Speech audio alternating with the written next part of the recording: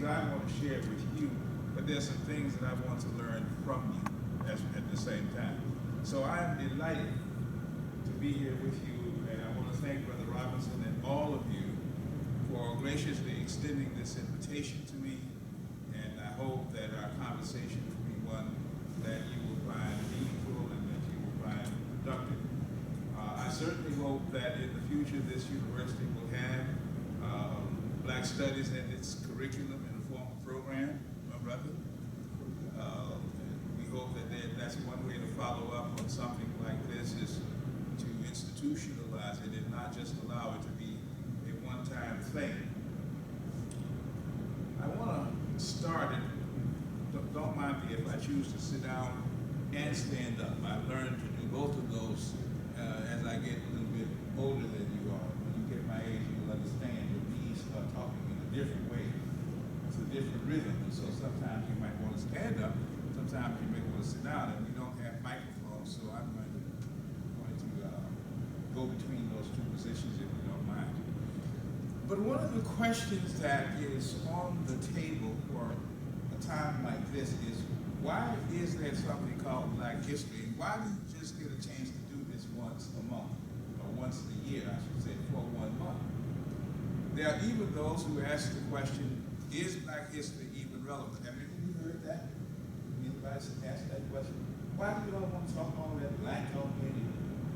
Why do you need to have those conversations about anything related to being black? Well, I reverse the question to whomever asks it by asking, why do we want to talk about human beings at all then? If there's a question about the relevance of talking about black people and the black experience, then there ought to be a question about talking about human beings and the human experience. Should there not be? After all, we all do know, don't we, that African Americans and African people everywhere are part of humanity. We do understand that. Is that not correct? Is that not correct? And more precisely, do we not understand that the very origin of the species itself on planet Earth is the African continent? Do we not understand that?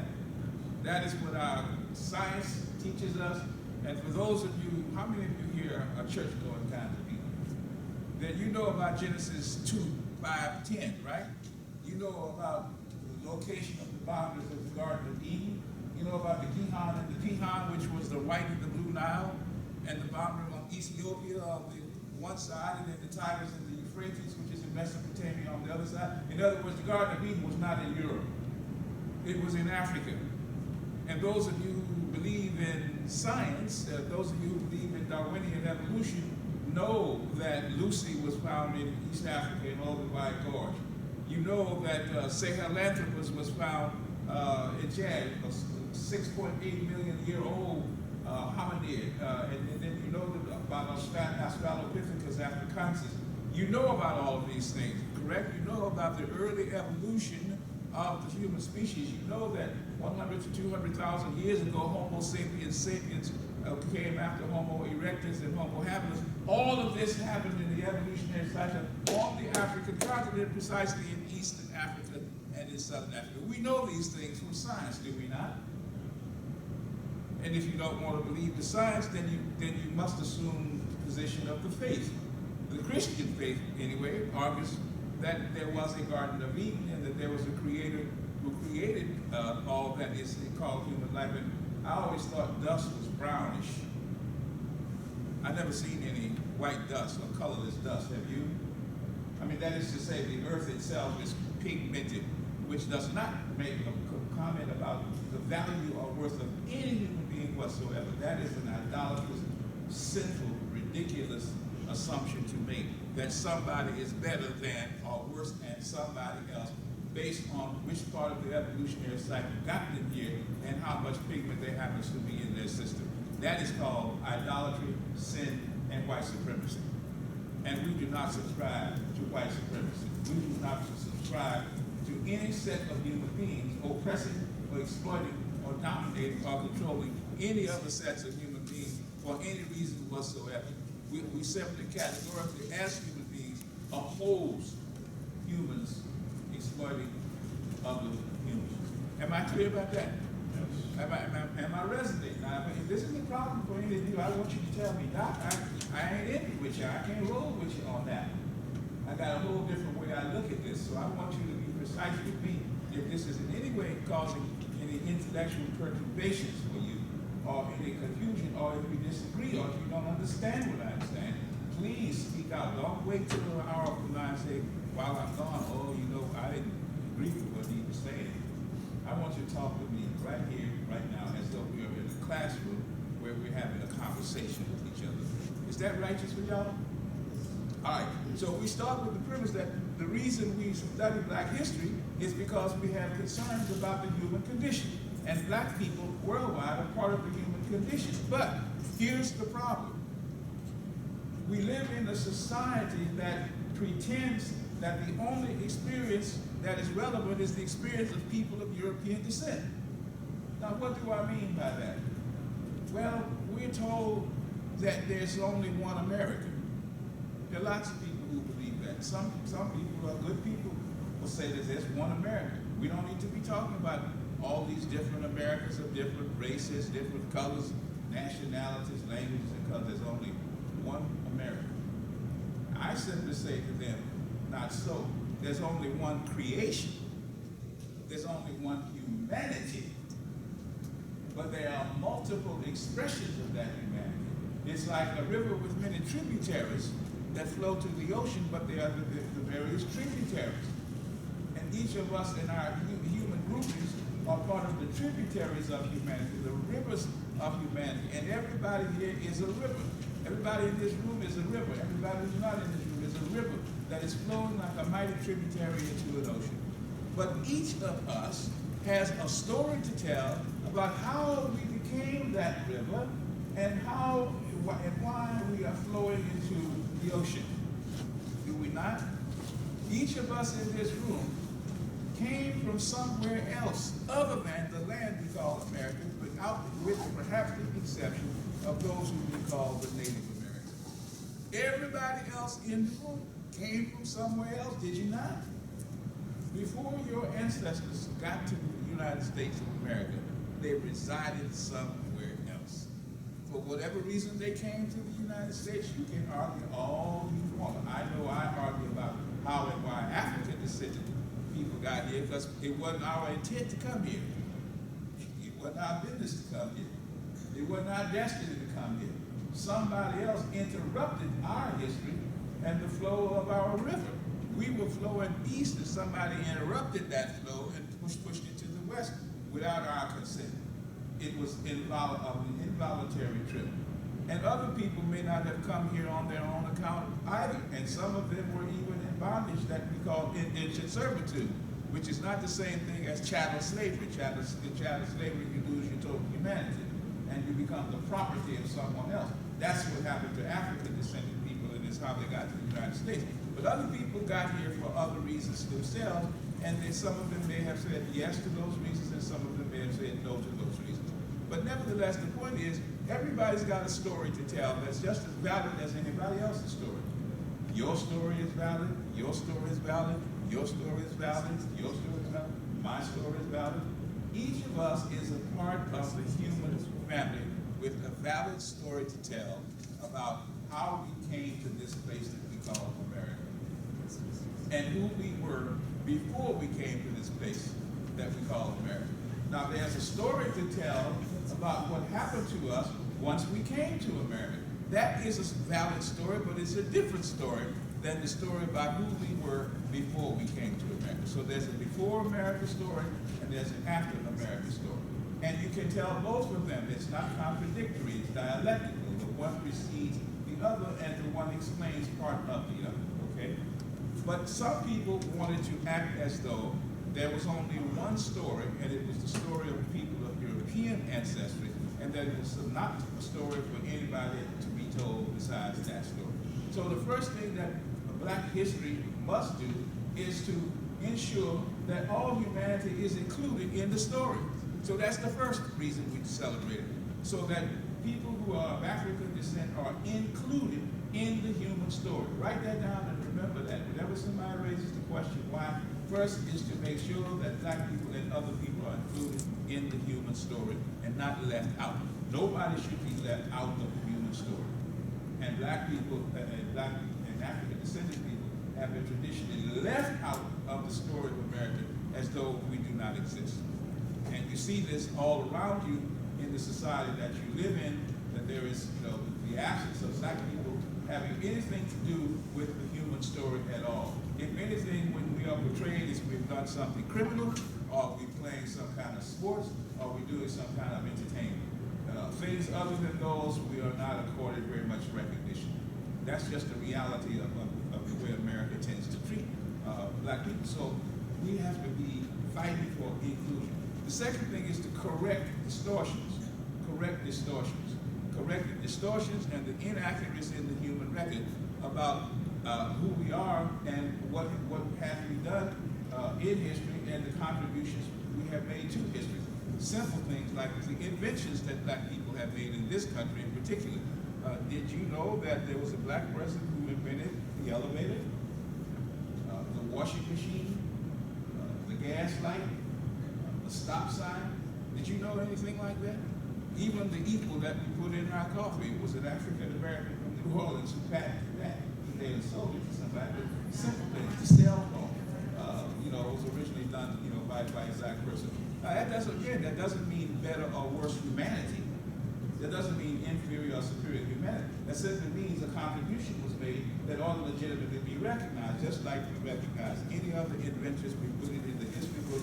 We teach it to our children who did it and when they did it and all of that. So the second thing is to correct the distortions in the record that has been made when we try to tell the human story.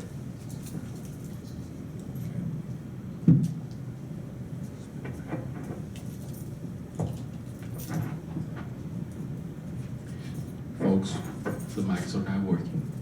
Thank you. Can you all hear me? Very good, thank you. Yes.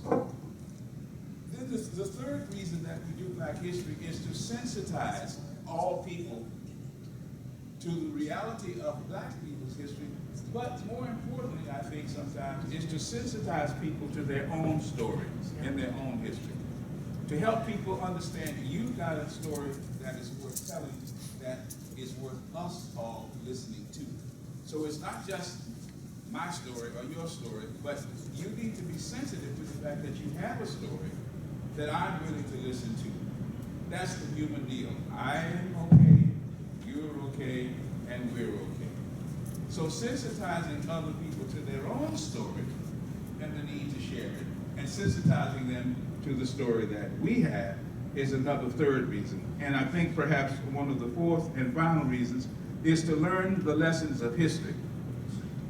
To learn the lessons of history so that we do not repeat them, so that we do not make the same mistakes over and over and over again, but that we learn enough from the lessons of history so that we can continue to struggle for justice, for liberation, for transformation, for a better humanity. So, again, we do Black history because we want to include, we want to correct, we want to sensitize, and we want to learn. Does that make sense to all of you? Are those valid reasons to do it? So anybody who says we don't need to do Black history, then put forth these arguments to them and say, when we reach the point where we are the beloved community and everybody is clear on everybody else's contribution and story, and everybody's okay about sharing their story and listening to the stories of others. In other words, when we reach the point where we can say, I'm okay, you're okay, and we're okay, then maybe we can start having a human history week that includes everybody in it. Would that be a good thing for us to reach, a good place for us to reach in America? Wouldn't that be glorious if we could reach that place? Now, next month is Women's History Month, and the same argument that we're having about Black history applies to women. There's a Latino History Month coming up, I think, in May with Cinco de Mayo. Same kind of an argument. Native American Day, same argument. Asian Americans, everybody, Italian Americans, Irish Americans, Japanese, Chinese, everybody has a story, and we ought to want to know what everybody else's story is, because the more I know about your story, the better I'm able to appreciate you on your own terms. Only when I eliminate your story from the larger fabric do I become desensitized to your humanity. Because one human who appreciates the humanity of another finds it more difficult to treat you inhumanely and unjustly than if they did not know your story. Because when I don't know your story, you're just an object to me. You're just a number that has no human relevance at all. But if I can see your humanity, if I can dig deeper into the sense of who you are as a human being, the chances are much better that I can treat you as a human being as we try to build the beloved community and the democratic society. Are we all right so far? Yes. All right. Let's move right on to the next part of what I want to mention. So if we believe that we are one humanity and one creation, then why and what is the problem of race all about? Well, as I said earlier, there is no such thing as races. There is one race, Homo sapiens, the modern day human. That is the one race of creation if you're into the religious version, one race of creation if you're into the scientific version. Well, then why do we talk about the thing called race so much? We talked about it because in the 15th century, Europeans who were expanding their capitalist system began to see economic value by enslaving those of African descent. They had penetrated Europe supposedly looking for spices. They left Europe and penetrated Africa supposedly looking for spices, supposedly looking for pathways to the east. And then they had something they called this theory of Pressagion. Anybody ever heard about Pressagion? Pressagion was a mythical Christian community deep inside of Africa that the European invader settlers supposedly were looking for. But as they began to experiment in the expansion of their economics off the coast of northern Africa, where there were some sugarcane plantations, they began to see that a labor system was needed to develop those economies and to make them far more profitable. And initially, they started with European indentured servants, but that did not work out.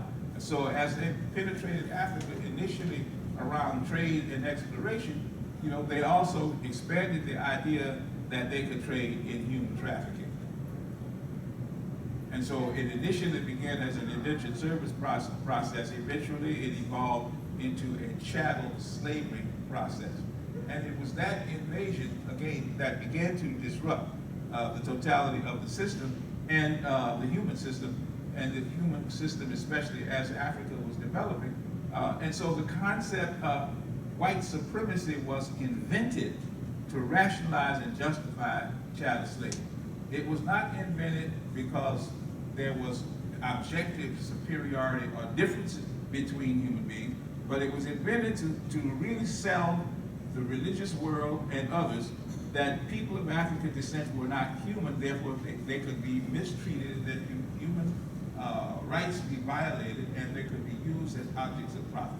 So white supremacy was an invention, and race that derives from it, which we today call racism, was an invention. It was not something that had any objective meaning to it, but it was an invention that was used to rationalize the domination and exploitation of one group of people for the profits and advantages of another group of people. Now, you may say, well, what do you mean there's no such thing as race? I mean exactly what I said. There is no such thing as race. There is but one race, but there are color variations in it, and a doctrine was organized by the Europeans who wanted to exploit African labor for free and expand the world capitalist system, and white supremacy became the rationalization, and thus the invention of the term white and black and other. As a matter of fact, I used to kid with many of my Anglo friends by telling them, y'all ain't white. You ain't white. Ain't no such thing as white, which sounds jocular at one level, but it's a deep penetrating issue. If you don't believe me, read the book called The Invention of the White Race. That will explore for you further how this whole concept of pigment came about and how it has been used against people, especially in the United States of America, to keep people divided and to continue to exploit people. So if you don't get anything else out of this conversation we're having, make sure you understand that race is an invention, that it is a fiction. There are differences between people, however, in color, culture, in language, nationality, etc. I remember a conversation with Lerone Bennett, the historian, who said blackness is a combination of color, culture, and consciousness. If you just stop at the level of color, you've only got part of the understanding, for instance, of what is blackness. If you stop at culture, you've only got part of the understanding. If you stop at consciousness, you only have part of the understanding. He was saying that there is an experience that people of African descent have had in the world, and a way that they express that experience that leaves them with an approach and a worldview and a way of expressing that worldview that is unique to that people. The same thing could be said of any other people too, by the way. But in particular, he was trying to say to us that you limit the understanding of the paradigm if you restrict it only to the outward physical appearance of the person. Because certainly people like Clarence Thomas on the Supreme Court arguably looks like, but may not be like, those persons who consider themselves black. He does not seem to have that level of consciousness, that level of awareness, that level of culture about who he is, though he has the complexion of someone who could be considered black. So we have to dig deeper beyond the outward appearance of things to try to understand the inner dimension of things, is what he was trying to say. So given that sense of perspectives, then we start to ask the other question is, what happened along the drama, along the pathway in human development? Well, it appears as though, once modern humanity began to evolve around 10 to 15,000 years ago in the Kemet Valley, that people began to settle. There was a diaspora that happened in evolution, where people moved out of the African continent to all the other parts of the world, particularly from Eastern and Southern Africa to populate all the rest of the world. That is a diaspora, people who have been dispersed to all parts of the different world. But particularly in the evolutionary pathway towards what we call civilization, if we go to the Nile Valley, particularly where today we would find Egypt, we would find Ethiopia, Eritrea, we would find Nubia, Sudan, places like that, which traditionally is called the Nile River Valley area. It appears as though around 7,000 or so years ago, agricultural production induced settlement. Prior to the sophisticated development of agriculture, groups were moving and migrating in pursuit of food and shelter and safety. But once agricultural development began to occur, people began to settle into areas that subsequently became cities and that subsequently became states. And we know that there have been many of these, including the Mesopotamia area. But it seems as though the Nile Valley civilization was very unique in that regard, because it began to produce some of the most unique things that had been developed in the human family at that time. And we know the concept of Egypt, and we know that it was about 7,000 years ago when settlement occurred there, but its golden age was roughly around 3100 BCE to 332 BCE, that is to say before the Common Era.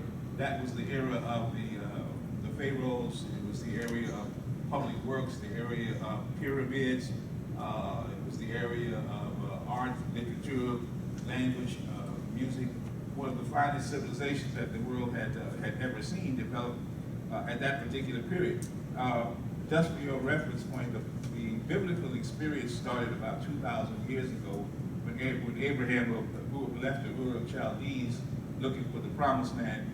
Egyptian civilization had already pre-existed him, that it was already a mature civilization. So all of the things that you read in the experience of the Bible were taking place at the same time that Egypt was a mature, sophisticated society, which is why the people of the Bible interacted with Africa so frequently, in case you did not know that they were frequent intersectors between those rivers and between those societies, because the biblical presence was right between the Nile River Valley on one side and Mesopotamia on the other side.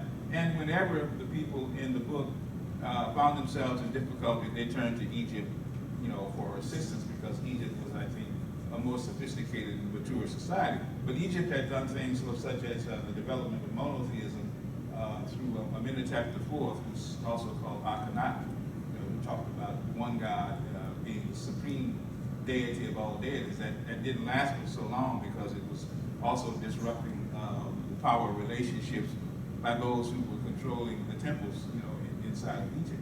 But Egypt produced some of the most sophisticated philosophical concepts, and it appears as though there was borrowing that went on, sometimes called parallelisms. But if you look at the Ten Commandments, and you look at the Ma'atian 42 declarations, you will find a remarkable similarity between them.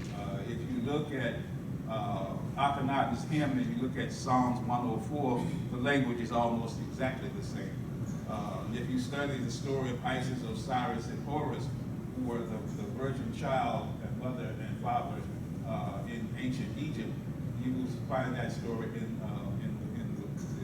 the Gospel of Luke and the Bible. In other words, many of the stories in the book you will also find in Egyptian history, Egyptian civilization.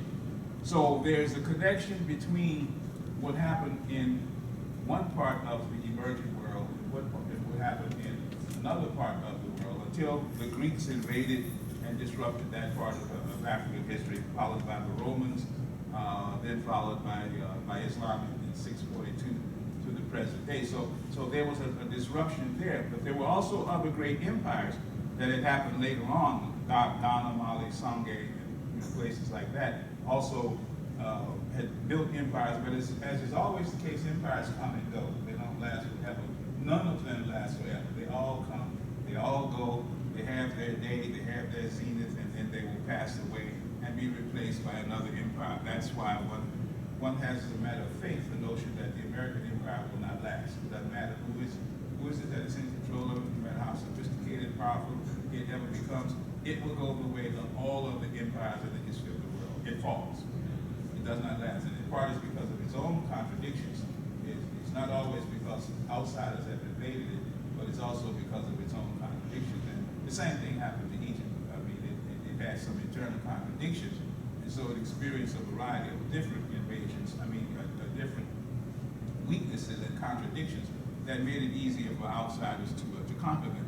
But nevertheless, they made their contribution to the emergence and development of the civilized world as we know it, and then they, because of their own self-contradictions, and thought that they were forever, many of them even saw themselves as having become gods and above the human condition, and therefore insensitive to what you need to do to keep societies flowing in a smooth sort of way. And invariably, that kind of problem will lead to contradictions that empires will fall. And so that empire fell, as well as all the other great empires that Africa had experienced, but each of them made a contribution and then moved to the next level of appropriate development.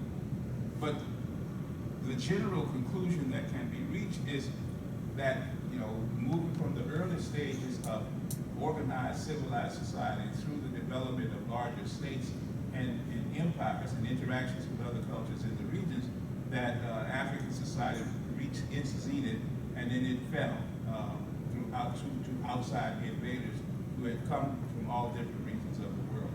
But remember that the story of Alexandria is one of the stories that is so unique in the history of the world, because Alexandria was that place where knowledge was developed, not only through trade, but intellectual pursuits were there, and translations of various different kinds of texts took place there.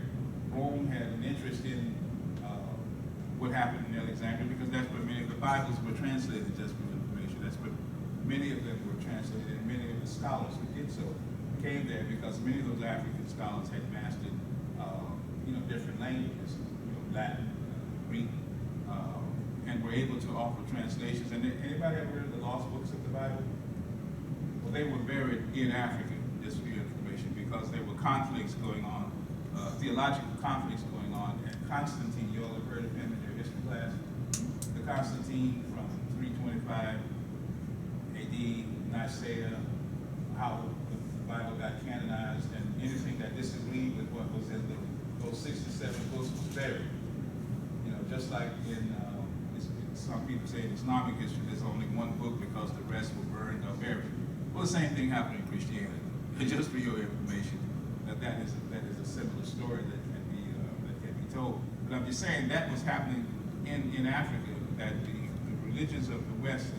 If you read Ben Johanann's book, The African Origin of Western Religions, you will see this development of civilization and the monotheistic religions of the world as being located on the African continent and the rest of that region, the rest of what we today call the Middle Eastern region, which some people say at one time was simply Northern Africa. But in the 15th century, back to that part of the story, as Africa was going through its own contradictions and Europeans entered into the African continent and introduced the concept of chattel slavery, some people say, well, Africans participated in chattel slavery, and maybe some of them did. But you cannot explain how an entire system of trade was developed based on the minority of African chiefs who themselves were corrupt enough to sell their own people. You can't substitute their behavior for the entire system that Europeans developed to penetrate Africa, to exploit Africa, and to engage in human trafficking in Africa, and participated in what we call the Atlantic slave trade, which is estimated by some that 9 to 100 million African descended people were transported out of Africa, not all of whom made it to America, only about 5% who got out, because the first departure point was in the area of the Caribbean and the tips of South America. As a matter of fact, I think about 40% of all of those who were taken out of the Western Africa in particular wound up in the country that we call Brazil. So this African slave trade interrupted the development of the African continent, not just its human resources, but its natural resources, which were further exploited later on in what we call imperialism.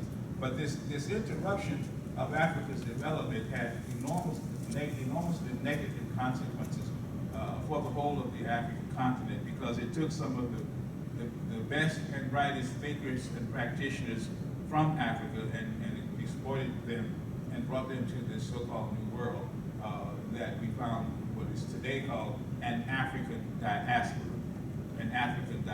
which is simply a dispersed population, okay? So, again, Africa had its own rate of development, its own pace of development, its own institutions, but its own contradictions, which made it vulnerable to collapse, as all other societies have been. The Europeans needed cheap labor or no paid labor at all. They initially came to Africa, engaged in normative trade. They later on engaged themselves in the African Atlantic slave trade, which went from the African continent across the Atlantic, first to the Caribbeans in South America, then to the New World, so-called New World in America, then to Europe, and Europe back to Africa.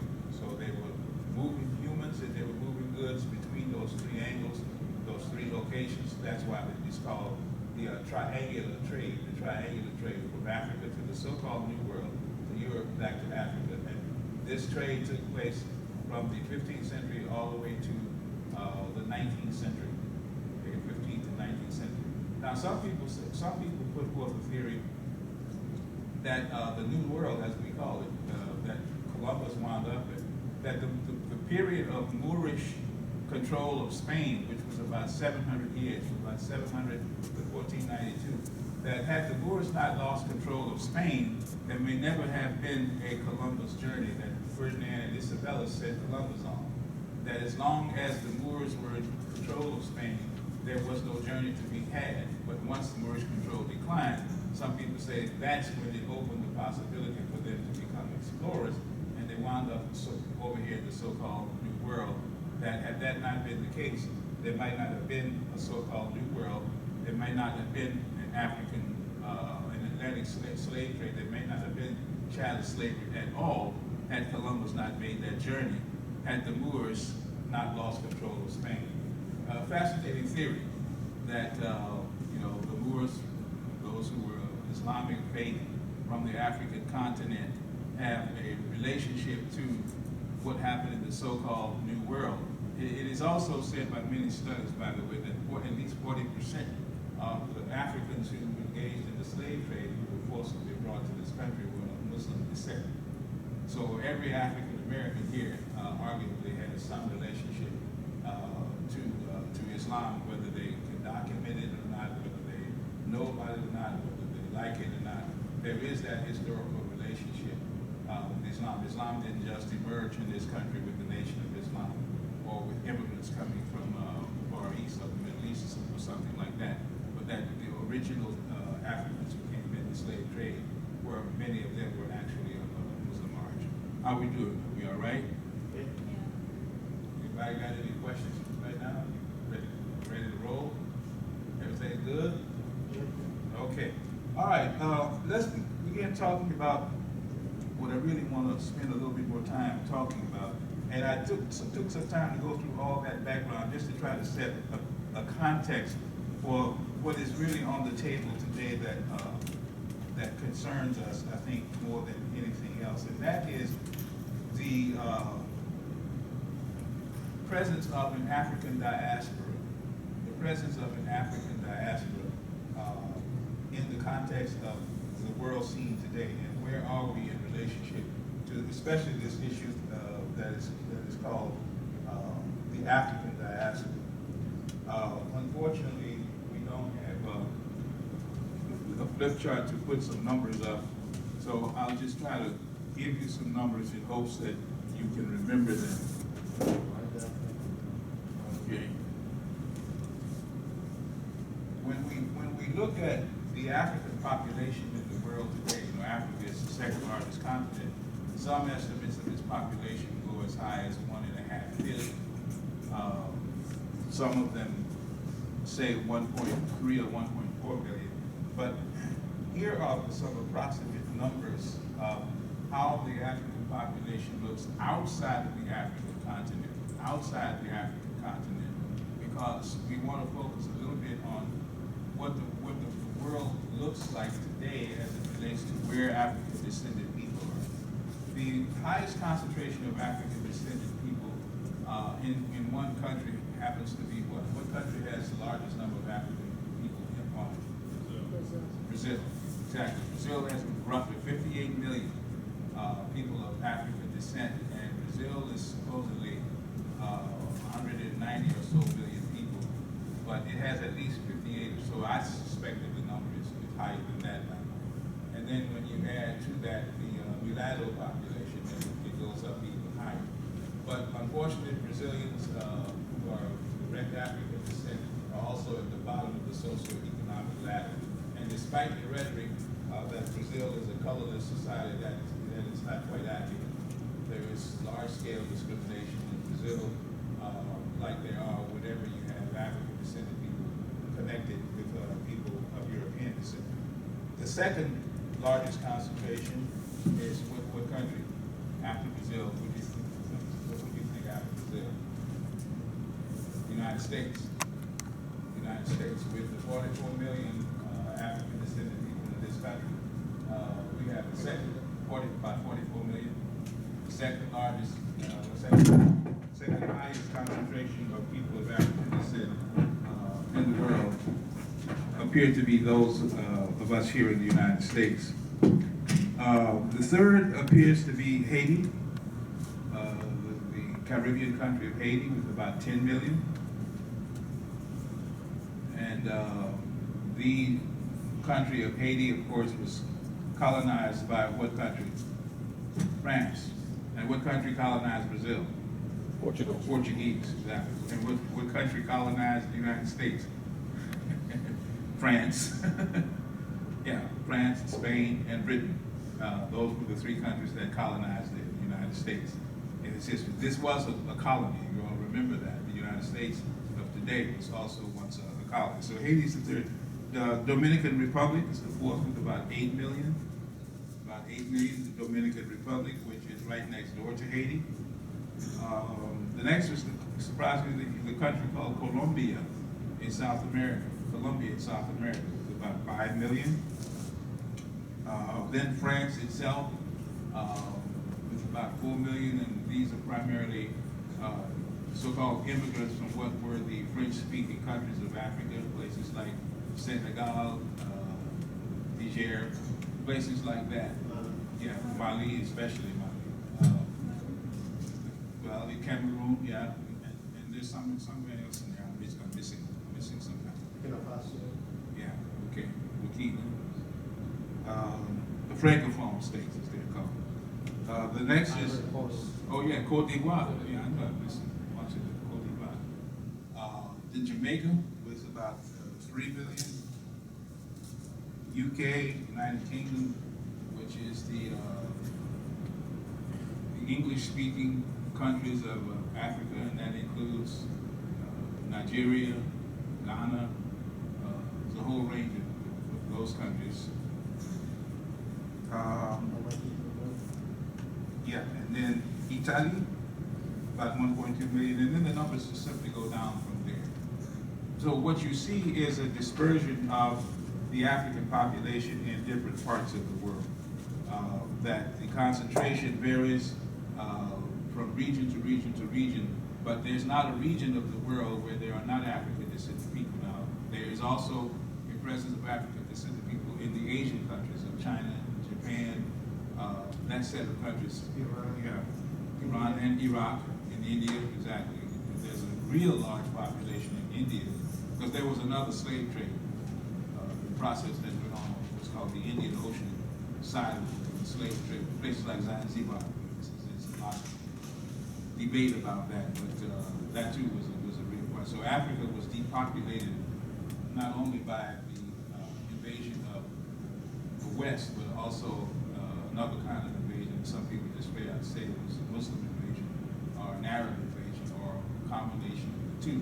But certainly there were populations that were moved from the east coast of the African continent into a variety of countries, and there's still an entire community in India today of African descended people who have all the apparent physical characteristics of African descended people, and apparently have also retained many of their cultural characteristics as well.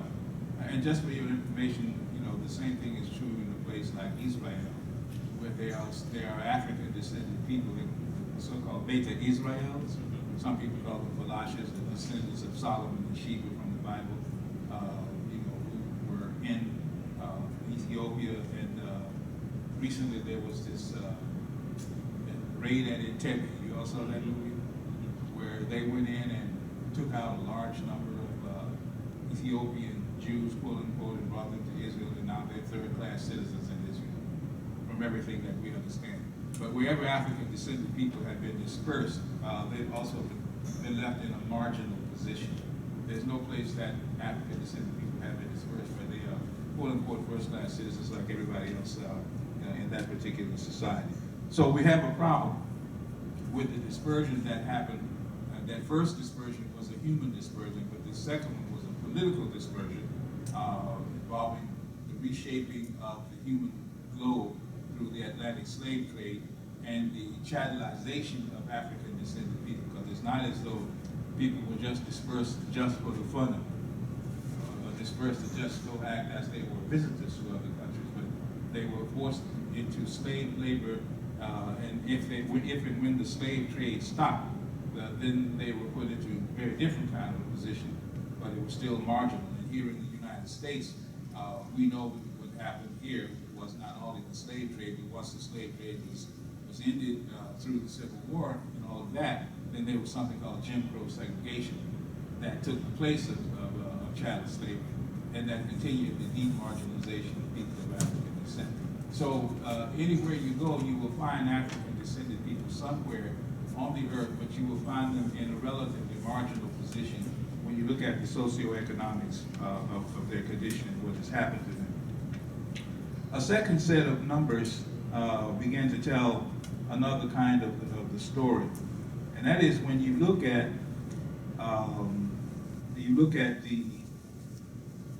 how the resources of the world have been distributed. Now, you have to remember that when a country develops its resources, it must have the land to do it, and it must have the labor to do it, it must have the technology to do it, it must have the capital to do it. that needs all of those. Every country needs all of those things.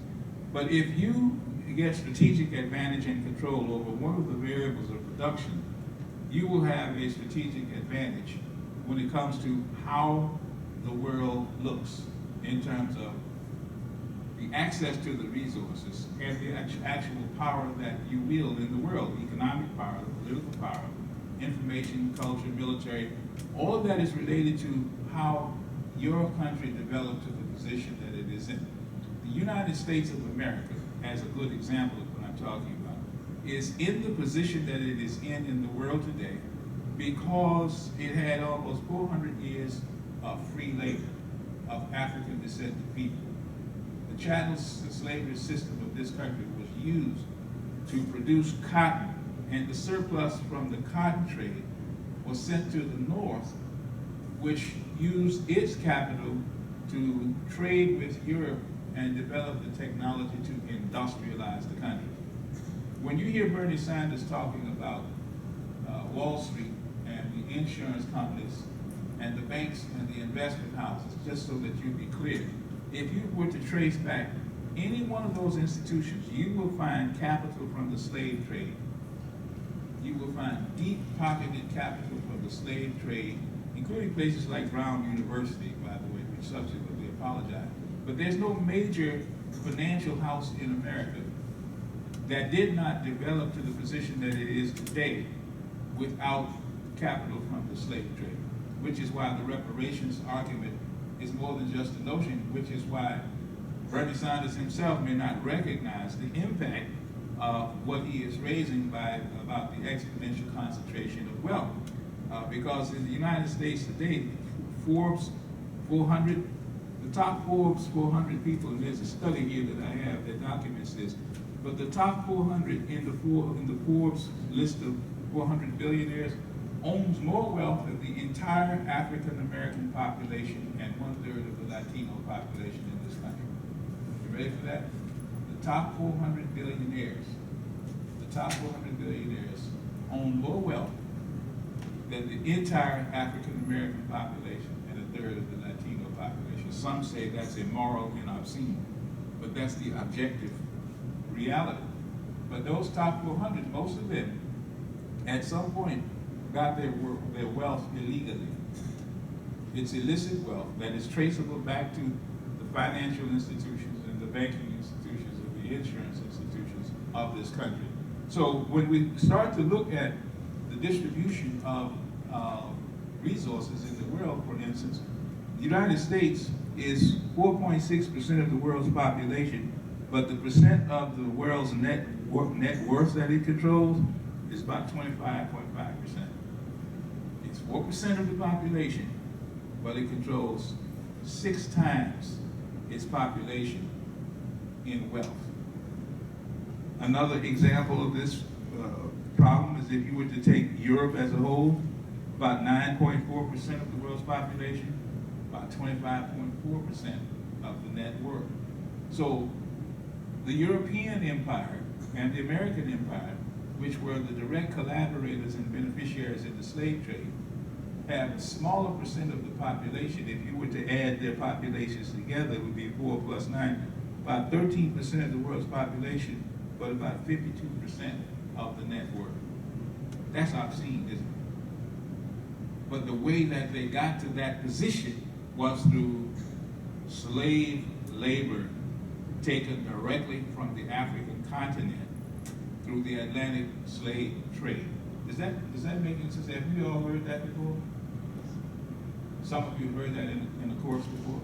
So when somebody says to you next time you hear them say reparations make sense, you should just say yes, it does make sense. That it is not an idea about something that's never going to happen. After all, other people did get reparations in the world, did they not? The Japanese got reparations, the Native Americans got reparations, Jewish Americans got reparations, the Kanu Indians and others have got reparations for damages and for unjust treatment, for crimes against humanity. Crimes have been committed against African descended people worldwide, but it is considered laughable when you start arguing why they should be paid reparations. as though it doesn't apply to us. Because why doesn't it apply to us? Because we're not part of the human family. Black people are not considered part of the human family, and therefore paying reparations to black people does not seem to be an appropriate thing to do. When you go on and look at these figures in other parts of the world, you find a similar kind of pattern, except the percent of the net worth which they control is less and less than the others. But you take Asia, the Asian part of the world is about 53% of the world's population. They control about 29% of the net worth. That might seem like it's better, but it's extremely concentrated. It's concentrated just like it is here in the United States. Fewer and fewer people controlling more and more of the wealth. And that's a fundamental problem when you look at diasporas. It would be different if the diaspora populations had developed control and access to the world's resources, to its cultural resources, its political resources, its economic resources, its production resources, but that is not the case. That diaspora has been dispersed, but it has been dispersed into second and third class citizenship. Now, when you go to the African continent, today you're going to have the same problem that we're having here in the United States because of the way the African continent is developing. The levels of extreme poverty are high. Or if you were to take a specific example, let's take South Africa, right? Which supposedly achieved its independence with the African National Congress. If you were to look at some of their numbers today, it's ridiculous because 82% of all the